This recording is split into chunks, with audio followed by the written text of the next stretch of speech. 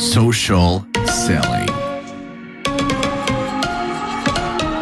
Parce que ça devient intense. Ça devient intense. Quand tu atteins du 50 000 par jour, Antoine, en publicité Facebook, c'est intense et ça peut jouer sur les nerfs.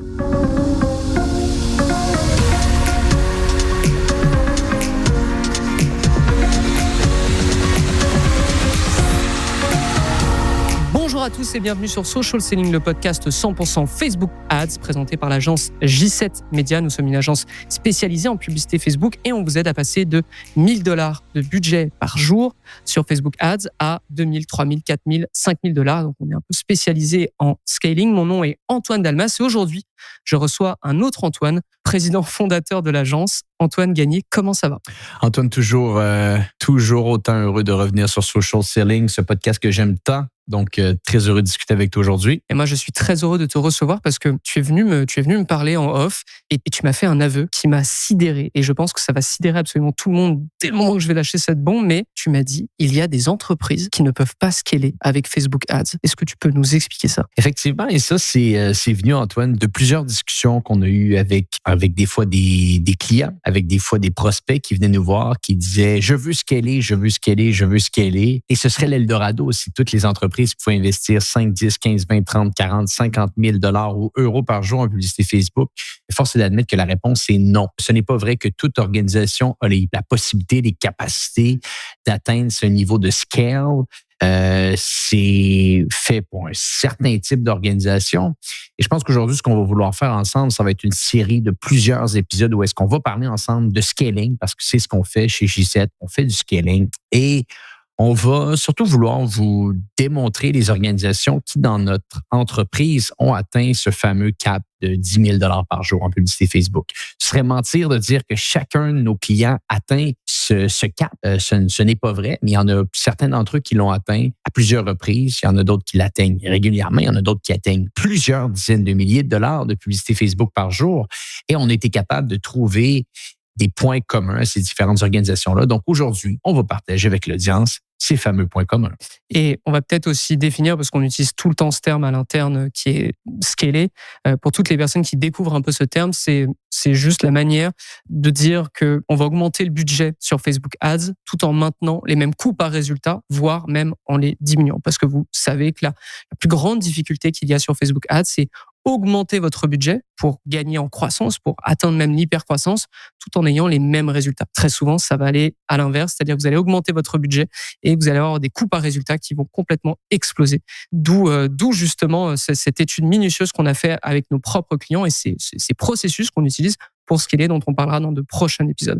Antoine, je reviens à toi. Tu reviens à moi. Donc, tu veux savoir tout ce qui se déroule dans ma tête et toutes les analyses que j'ai faites, c'est ça que tu veux savoir? Ah ouais, moi, je veux savoir pourquoi une entreprise ne peut pas scaler sur Facebook Ads de manière générale, avant même de parler de Facebook Ads. Ben écoute, ça va me faire plaisir de partager ça avec toi aujourd'hui, Antoine. Et en toute honnêteté, ce ne sont pas des points qui sortent de ma tête, des idées qui sortent de ma tête. C'est uniquement de l'analyse avec une clientèle actuelle qui travaille avec nous. Et tu vois, c'est drôle parce que c'est arrivé cette semaine, un client qui me contacte et qui dit Antoine, c'est un client qui travaille avec nous. Antoine, on travaille avec J7 et je vois vos publicités passer pour atteindre 5, 10 000 $ par jour en publicité Facebook. Pourquoi moi, je n'atteins pas ce 5, 10 000 $ par jour? Ces fameuses pubs, oui. Ouais. Je vois très bien. C'est un client qui, tu vois, qui a quand même un bon niveau d'investissement. Je pense qu'il investit 1 200, 1 300 € par jour, mais qui n'est pas encore un fameux niveau d'hypercroissance. Hypercroissance, on va davantage utiliser ce terme qu'on va atteindre du 3, 4, 5 000 $ par jour. Donc, j'ai trouvé ça intéressant. Et parce que cette discussion-là que j'ai eue avec ce même client-là va pouvoir aider, à mon avis, certaines personnes qui nous écoutent aujourd'hui. Donc, je reviens à certains points. Il y a 4 questions vraiment qu'on se pose avant de pouvoir se dire si un client peut scaler. Ces 4 questions-là reposent davantage au niveau du modèle d'affaires. Donc, est-ce qu'il peut y avoir d'autres questions à se poser? Est-ce qu'il peut y avoir d'autres points? Certainement. Et ici, ce qu'on essaie de vous partager, c'est vraiment les réalités qu'on va voir avec J7. Donc, on a sorti vraiment les comptes qui avaient atteint ce niveau de scale assez important. Et la première question, c'est quel est le produit que tu vends? Quel est le produit que tu vends? Et ça peut paraître bête de poser cette question-là, mais c'est donc important. C'est donc important parce que ce n'est pas vrai que n'importe quel type de produit, n'importe quel type d'entreprise est capable d'atteindre des très, très hauts niveaux d'investissement par jour. Le meilleur exemple, ce serait un très gros un très gros centre commercial, disons, qui serait installé dans une ville importante, qui pourrait être Paris, qui pourrait être la ville de Montréal. Bref, ce centre commercial-là vend plusieurs produits, mais est-ce que ça ferait du sens pour lui d'atteindre 10 ou 20 000 $ de publicité Facebook par jour quand, au final, il est une entreprise locale? La réponse est non, parce que son pouvoir d'aller chercher de la distribution, d'aller pouvoir chercher de la clientèle, risque d'être limité par sa capacité locale, c'est-à-dire que c'est très, très rare qu'une personne va se déplacer de plus de 30 ou 40 ou 50 kilomètres pour aller dans un centre commercial. Donc, c'est très, très important de comprendre quel est le produit que vous vendez. Et moi, je vais vous donner un petit peu des organisations qui ont atteint des très gros niveaux de scale chez J7, quel type de produit qu'ils vendent. Une organisation qui n'investit pas tous les jours 10 000 $ par jour, mais le fait quand même environ entre 4 et 5 fois par année sur des périodes qui vont varier de 1 à 4 semaines pendant ces moments précis. La personne va vendre littéralement un abonnement à une plateforme en ligne. Donc, en d'autres mots, on pourrait appeler ça un produit digital qui lui donne la possibilité d'aller chercher beaucoup de clients. Et ce produit-là est un produit digital qui s'adresse à la masse. OK, donc le produit que tu vends est excessivement important à comprendre ici. Bien entendu, un produit digital, on le sait, il n'a pas de limite de scale à la fin de la journée. Donc ça, on le voit. Les entreprises qui ont atteint des très, très hauts niveaux de scale peuvent vendre des produits digitaux. Un autre type de catégorie qu'on voit qui a beaucoup de succès avec nous quand on parle de scaling, c'est le volet événementiel. Le volet événementiel est très, très intéressant parce que c'est une catégorie qui, si les événements, bien entendu, sont assez volumineux, va devoir aller chercher beaucoup de gens pour que les événements soient pleins. C'est aussi simple que ça. Donc, habituellement, si on fait des événements, on veut qu'il y ait des gens à nos événements. Et si c'est des événements grandioses de 6, 7, 8, 10, 15, 20 000 personnes, on va avoir besoin que tous ces gens-là viennent à l'événement. Et souvent, ces organisations-là ont un modèle d'affaires où est-ce qu'ils ne font pas tellement leur argent avec le billet, mais davantage avec ce que les gens vont acheter sur place, les parkings, la nourriture, le terme qu'on utilise également en anglais, le merchandising, donc tout ce qui est T-shirt, casquettes, etc. Donc, souvent, le biais ici n'est pas avec ça qu'ils vont faire de l'argent. Donc, ils sont capables d'accepter un retour sur investissement qui peut être quasiment négatif sur la vente de billets parce qu'ils savent qu'ils vont être capables de faire de l'argent derrière. Donc, le volet événementiel, on a vu que c'était un type de catégorie qui fonctionne très bien. Également, ça peut s'appliquer pour des produits e-commerce. On a vu des organisations chez J7 qui vendent des produits physiques, spécifiquement dans le monde du fashion, qui vont atteindre des fois des niveaux d'investissement de plus de 10 000 $ par jour également en publicité Facebook. Donc, c'est jouable. Et vous allez voir un petit peu plus tard, c'est jouable uniquement pour des organisations qui ont une très grosse infrastructure parce qu'il y a une réalité de capital aussi qui s'intègre à ça. Si vous allez investir 10 000 $ par jour, vous devez avoir l'inventaire pour vendre ces produits-là. Et qui dit que vous avez l'inventaire pour vendre ces produits-là dit également que vous avez eu le capital financier nécessaire pour acheter cet inventaire-là avant toute chose. Donc, il y a là une très, très grosse distinction qui va s'intégrer également ici. Donc, important, produit digital, très jouable, événementiel, très jouable et également e-commerce, très jouable. Je pourrais même en rajouter un que je vois de plus en plus, c'est tout ce qui est un petit peu au niveau des entreprises qui sont dans un contexte de mise en relation, donc des places de marché où est-ce qu'au final, il n'y a pas vraiment d'inventaire physique. Ce qu'on vend ici est plus une mise en relation, peut être jouable également ici. Donc, la première question à se poser vraiment orientée au niveau du produit que vous vendez. Si vous êtes une entreprise locale, si vous êtes une organisation qui vend des produits excessivement dispendieux à plusieurs centaines de milliers de dollars, que vous êtes dans un domaine B2B plus complexe. Et ça m'amène d'ailleurs au deuxième point. Après avoir répondu à la question quel produit vous vendez, maintenant c'est à qui vous le vendez? À qui vous le vendez? J'ai jamais vu d'organisation qui travaille avec nous, qui ont des très, très hauts niveaux d'investissement en publicité Facebook, qui s'adresse à un marché excessivement niche. Les entreprises que je vous ai mentionnées, produits digital, cette personne est dans le volet du fitness. Donc, littéralement, s'adresse à monsieur et madame, tout le monde. Le volet événementiel s'adresse uniquement à une clientèle féminine, certes, mais une clientèle féminine de tout âge qui veut faire un petit peu du sport. La troisième organisation vend des produits fashion pour des parents. Des parents, il y en a quand même beaucoup. Donc, vous voyez, ce sont des clientèles vraiment de masse. Et si vous êtes dans une catégorie d'entreprise où est-ce que vous vendez uniquement à des gens locaux, uniquement des entreprises en B2B, le niveau de scale que vous allez pouvoir atteindre en Facebook Ads va être assez compliqué. Donc ça, c'est la deuxième question à se poser, à qui vous vendez. Et si vous n'êtes pas capable d'avoir ce qu'on appelle un TAM excessivement gros, donc TAM en anglais veut dire Total Addressable Market, donc un marché cible qui est énorme, vous allez quand même avoir de la difficulté à la fin de la journée. Tu vois, ça donne une transition pour la troisième question qui est vraiment importante, qui est où vous vendez vos produits? Où vous vendez vos produits?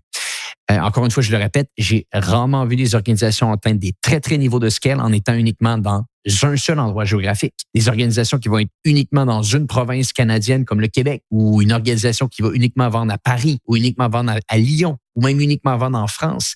Ce sont des organisations qui habituellement ont une limite d'investissement publicitaire. Encore une fois, je reviens aux analyses qu'on a fait avec nos clients. Le client qui vend des produits dans le domaine digital, ben lui, c'est un petit peu une exception à la règle parce que il est excessivement connu dans la province de Québec. Lui, il vend uniquement dans une seule province. Mais j'ai jamais vu ça. C'est très, très rare qu'on est capable d'atteindre ce niveau de scale dans un tout petit endroit géographique qui est le Québec, qui est de 8 millions d'habitants. Par contre, l'organisation qui est dans le volet événementiel est littéralement installée au moment où on se parle dans 4 pays. Donc, et ce client-là peut atteindre des fois des niveaux de 30, 40, 50 000 $ de publicité Facebook par jour. Donc, l'endroit géographique, on le voit avec nos clients. Les entreprises qui atteignent les plus hauts niveaux de scale sont dans plusieurs pays. Parce que quand on atteint 1 000, 2 000, 3 000 € par jour dans un pays et que par la suite, on est capable de le répéter dans un autre, ben là, c'est là qu'on atteint des très, très hauts niveaux de scale. Et on le voit de plus en plus, les clients qui viennent travailler avec J7 sont des organisations qui sont installées à l'international parce que c'est ici que s'installe le vrai niveau de scale. Donc, c'est important de se poser la question où vous vendez vos produits. Ou même, encore une fois, les entreprises dans le domaine e-commerce, fashion, vendent dans plusieurs provinces. Donc, ils ne sont pas uniquement limités à une seule province québécoise. Ici, ils peuvent vendre partout au Canada et même aux États-Unis.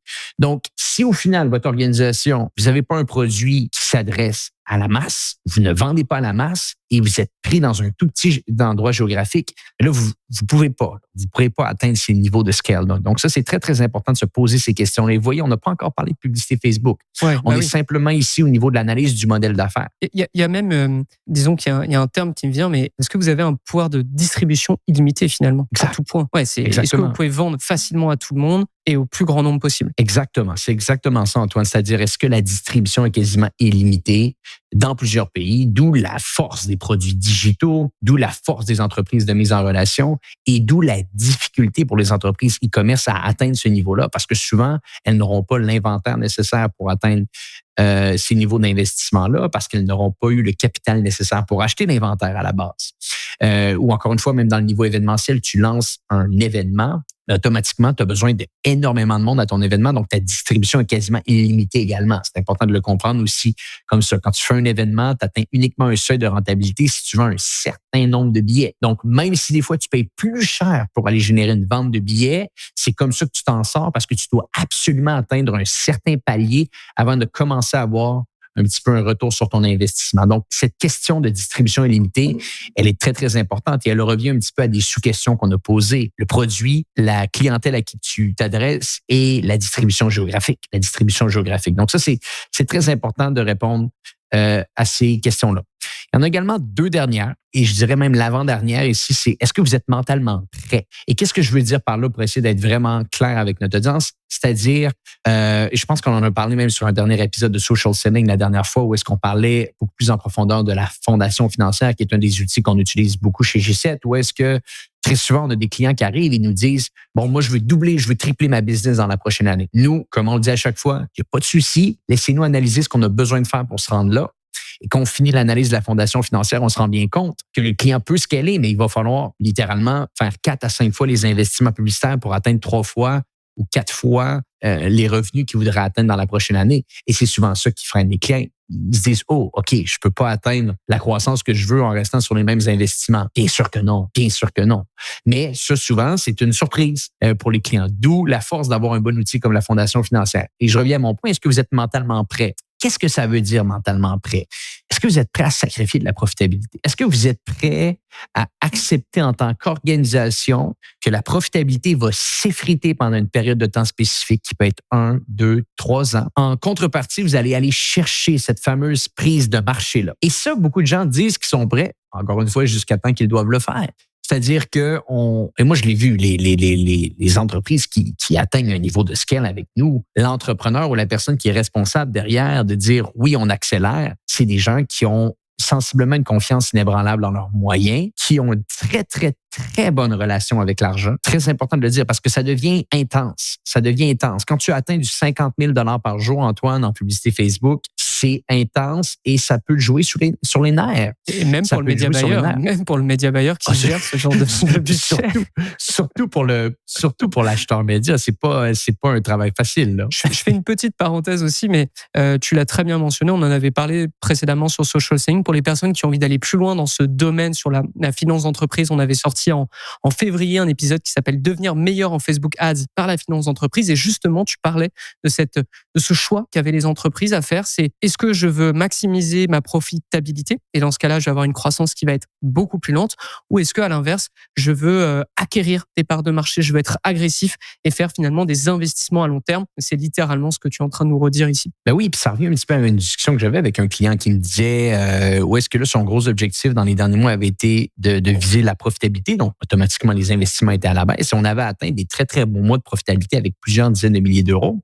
Et là, finalement, récemment, c'est plus ça, il va aller rechercher des parts de marché. Donc, vous devez être excessivement clair avec votre équipe, avec vos gens qui s'occupent de votre achat média sur votre objectif et vous devez être mentalement prêt. Parce que les organisations, souvent, qui vont aller accélérer, peser sur la pédale, aller investir et mettre plusieurs zéros au niveau de leur campagne de pub, c'est des gens qui sont prêts. C'est des gens qui ont fait leur devoir, qui ont fait leur planification et qui sont prêts à aller de l'avant et qui sont prêts à ne pas changer de stratégie automatiquement en cours de route. On a fait un plan, on a fait une analyse, on est prêt à investir, on le fait. Moi, je me rappelle, il y a 2 ou 3 ans de ça, on faisait un Black Friday et on était avec un client, encore une fois, client confiance inébranlable, très bonne relation avec l'argent, s'en sort bien. La semaine avant le Black Friday, il a dit, OK, là, on ouvre les valves, 100 000 par jour. 100 000 par jour pendant 5 jours de suite. Vous comprenez? Ça devient des gros investissements. Ça devient des très, très, très gros investissements. Donc, mais la planification avait été faite, la stratégie, tout ça avait été mis en place. Mais là, toi, en tant qu'acheteur média, il faut que tu arrives et que tu mettes littéralement 5-0 après le 1. Là. Donc, des fois, ça peut causer un petit peu des étourdissements. Tu te réveilles la nuit pour aller voir tes campagnes. Est-ce que le client t'a livré un pack de Red Bull avec marqué « Bon week-end, on se voit lundi ». Effectivement, ça, c'est un autre point. Quand tu es rendu à ces gros niveaux d'investissement, là, c'est une analyse 7 jours sur 7, tu n'as pas le choix. Mais on revient au point. Est-ce que mentalement, vous êtes prêt? Et posez-vous vraiment ces questions-là, parce que la question, c'est de se dire, peut-être que vous êtes prêt, mais laissez-vous maintenant voir les alternatives. À pourquoi vous pouvez ne pas être prêt? Eh bien, si, disons, demain matin, on lance ces campagnes-là, on n'ira pas à 100 000, disons qu'on va y aller à 10 000. À 10 000 par jour en publicité, et que là, votre coût d'acquisition idéal est de, on va dire, 100 € ou 100 $. Et que là, en investissant 10 000 par jour, automatiquement, ça passe à 500 les premiers jours. Mais le travail a été fait, l'analyse a été faite. Et on sait que la structure va redevenir plus profitable plus que les jours vont avancer parce qu'on comprend le compte. Comment vous réagissez? Est-ce que vous êtes prêt à passer à travers ces 2, 3, 4, 5 jours-là qui vont être plus compliqués sans nécessairement dire « Oh, on arrête tout et on remet les budgets à la baisse ». Parce que ça, on l'a vu des fois avec des clients. Quand on accélérait le scale, on a vu des clients aller jouer eux-mêmes dans le gestionnaire de publicité en nous disant « finalement, ça marchait pas, donc je l'ai descendu le budget ». C'est votre argent. Vous avez le droit de faire ce que vous voulez avec votre argent. Nous, on est là pour vous aider. Et si vous venez changer l'idée, changer les chiffres, ça veut dire que finalement, vous étiez mentalement non prêt à aller investir ces budgets-là. Donc ça, c'est très, très, très, très, très important de garder ça en tête ici, à ce niveau-là. Et quand vous avez été capable de répondre à ces questions-là, de voir les alternatives négatives qui pourraient se dérouler, une augmentation du coût d'acquisition, un effritement des retours sur investissement, certaines périodes de turbulence au niveau du gestionnaire de publicité Facebook. Si vous êtes capable de dire oui, je suis prêt, eh bien là arrive la dernière question qui est vraiment importante à se poser, c'est quelle est-elle? Si vous avez les moyens de le faire. Est-ce que vous avez les moyens de le faire? Aussi simple que ça. Qu'est-ce que je veux dire par là? C'est-à-dire que toute période d'investissement agressive, et là on parle d'investissement agressif, n'ayons pas peur des mots ici, là. Ce sont des investissements agressifs à atteindre plus de 10 000, 100 000 $ de publicité Facebook par jour. Eh bien, ça se finance. Parce que malheureusement, pour les gens qui vont nous écouter aujourd'hui, quand tu atteins de l'investissement aussi massif que ça, c'est très, très rare. Tu peux bien le gérer, mais c'est très, très rare que les retours sur investissement sont immédiats. Très souvent ici, on va avoir des organisations qui vont accepter un coût d'acquisition plus élevé à court terme parce qu'ils ont été capables de faire le fameux calcul de LTV to CAC Donc, on calcule la lifetime value de notre client et on le divise par notre coût d'acquisition. On est capable d'avoir un ratio qui va varier entre 3 et 5, disons ici. Malheureusement, pour atteindre ce fameux ratio de 3 et 5, eh bien, ça prend un certain temps avant de retrouver notre investissement. Donc, le coût d'acquisition est plus élevé que le profit brut qu'on fait sur la première transaction. En toute honnêteté, nous, on aime voir des coûts d'acquisition chez J7 quand on bâtit des coûts d'acquisition avec nos clients, de se dire quel est le profit brut fait sur la première transaction. Et habituellement, le profit brut fait sur la première transaction va indiquer un petit peu c'est quoi le coût d'acquisition qu'on est prêt à payer pour aller chercher un client.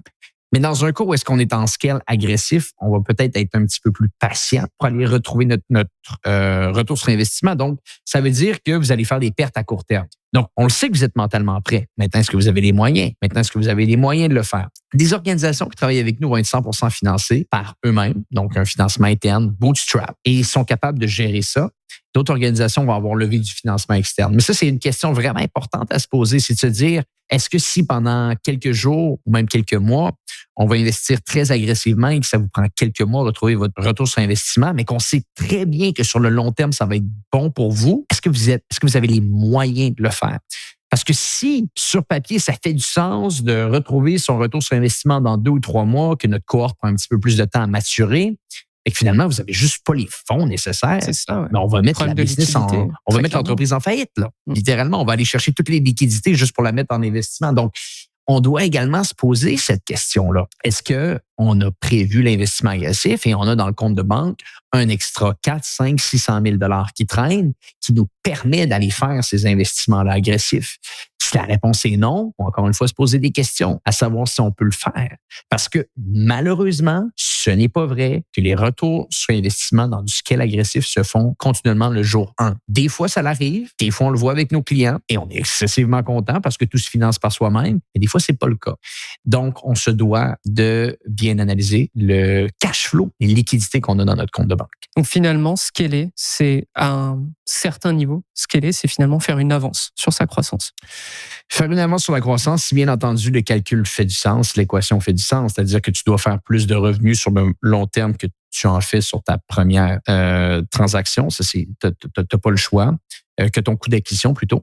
Donc, c'est une avance, c'est beaucoup de travail d'analyse mentale. Et par la suite, dans les prochains épisodes, on analysera peut-être un petit peu plus en détail quelles sont les stratégies pour finalement scaler. Mais l'analyse de votre modèle d'affaires est d'une importance absolue. Sinon, vous jouez pas au même jeu que vous devriez jouer. Il y a un jeu, c'est un jeu, des fois un jeu un peu dangereux, mais c'est un jeu faire ça et c'est pas tout le monde qui peut le faire parce que c'est pas tout le monde qui répond aux différentes questions qu'on a analysées ensemble aujourd'hui. Et je répète les questions. Quel est le produit que tu vends? Est-ce que tu as un pouvoir de distribution illimité ou en tout cas une capacité à rassembler beaucoup de monde? À qui vous le vendez forcément? Est-ce que c'est à une niche? Est-ce que c'est très très large? Ou est-ce que vous vendez votre produit en termes de géographie par exemple? Êtes-vous prêt mentalement à investir et peut-être être pas break-even au début ou pas faire de la profitabilité tout de suite? Et surtout, avez-vous les moyens de le faire? Parce que comme tu l'as expliqué, il va y avoir un questionnement au niveau des liquidités, au niveau du cash flow de l'entreprise. Est-ce que vous êtes prêt à faire cette avance sur la croissance? Et si oui, pendant combien de temps? Parce que forcément, ça va un peu définir votre agressivité vis-à-vis du marché. Antoine, est-ce que on arrive un peu à la fin de l'épisode? Est-ce que tu as d'autres conseils à nous donner à ce niveau-là? Parce que de toute façon, on va se revoir sur à peu près 4-5 épisodes au total pour vraiment parler de cette thématique. Écoute, je pense que ça fait le tour, Antoine, aujourd'hui. Et j'espère que les gens qui nous écoutent vont pouvoir aller faire des petits devoirs et se poser ces fameuses questions. Effectivement. Pour ceux qui ont envie d'aller un petit peu plus loin, je vous encourage à aller regarder un contenu exclusif qui est disponible sur j7media.com/scale. Si ça vous intéresse évidemment. Sinon, moi, je vous donne rendez-vous au prochain épisode de Social Selling pour reparler de scale avec Antoine. À très vite tout le monde. Social Selling. Social Selling.